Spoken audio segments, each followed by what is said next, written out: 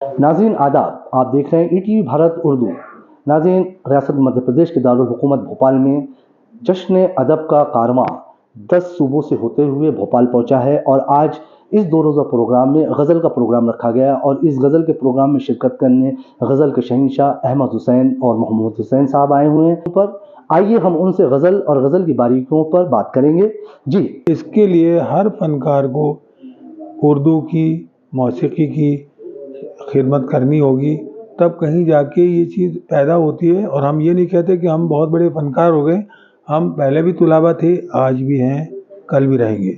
मगर इसको बरकरार रखने के लिए आपको जद्दोजहद करनी होगी, बाकायदा महफ़िलों में जाना होगा, शुअराए किराम की सोहबत उठानी होगी, मौसीक़ारों से सीखना होगा। बाकायदा तालीम हासिल करके अगर आप इसमें कदम रखेंगे तो इंशाअल्लाह आप कामयाब होंगे। जो भी इसमें आना चाहता है उसका खैर मकदम है, स्वागत है, वेलकम। जी, आने वाले वक्त में जिस तरह से आज का दौर बड़ा फास्ट हो रहा है और कुछ चीज़ों से दूर होता जा रहा है, तो आने वाले वक्त में गज़ल को आप कहाँ देखते हैं और जो नई नस्ल है उससे क्या अपील करेंगे? देखिए साहब, नई नस्ल भी गा रहे हैं। जैसे मसलन हमारे ही बच्चे, आपने सुना है हमारा भांजा मोहम्मद वकील, दोनों भतीजे जावेद हुसैन, मौसम हुसैन जो मेरे दामाद भी हैं, मेरा बेटा इमरान हुसैन, ये आजकल गज़ल की खिदमत ही कर रहे हैं।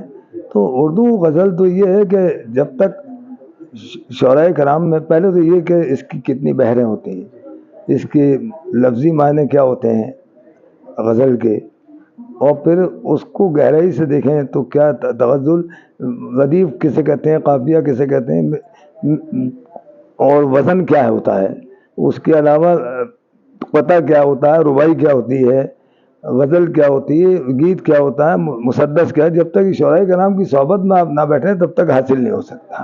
जी, जिस तरह से शुअराए किराम की बात कर रहे हैं, आजकल एक चीज़ देखना है कि दिलचस्पी तो कम हुई है, लेकिन जिस तरह से नौजवानों की दिलचस्पी कम हुई, सिखाने वाले भी क्या कम हो गए? नहीं, नौजवानों की दिलचस्पी कम नहीं हुई है, सिखाने वाले भी मौजूद हैं। लेकिन असल में जो उनका गाइड है, जो उनकी रहबरी कर रहे हैं, उनको चाहिए कि सही लोगों तक, सही उस्तादों तक, सही मरकज़ तक अपनी आज की जनरेशन को पहुंचाएं, ताकि वो इन सब चीज़ों से वाबस्ता हो। उनका कोई कसूर नहीं है। जैसे हम किसी जगह जब जाते हैं दावत पर, तो जो मतलब गेस्ट ऑफ ऑनर हैं, वो जो हमें या किसी के सामने परोसते हैं वही तो लेता है, वो ये नहीं कह सकता मुझे ये चाहिए। तो उसी तरह आपको चाहिए कि आप पहले तो अपने आप में ये तय करें कि हमें बनना क्या है। जी, जिस तरह से जश्न अदब का कारवां निकला है, 10 सूबों से होते हुए भोपाल पहुंचा है और जिस तरह से मोहब्बत का पैगाम, सखाफ़त को और तहज़ीब को नई नस्ल तक पहुंचाने की कोशिश की जा रही है, उसको किस तरह से लेते हैं आप? जो ये जश्न अदब है, ये रंजीत साहब और ख़ास तौर से कैसर खालिद साहब, ये उर्दू की बड़ी खिदमत कर रहे हैं और ये घर घर उर्दू पहुंचा रहे हैं कि किस तरीके से हकीकत में कवायद की उर्दू क्या है, वो सिस्टम ये लेके आ रहे हैं।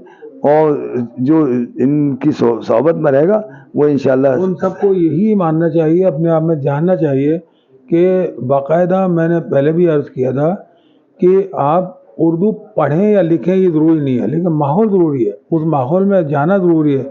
शुअराए किराम की सोसाइटी उठाना बहुत ज़रूरी है।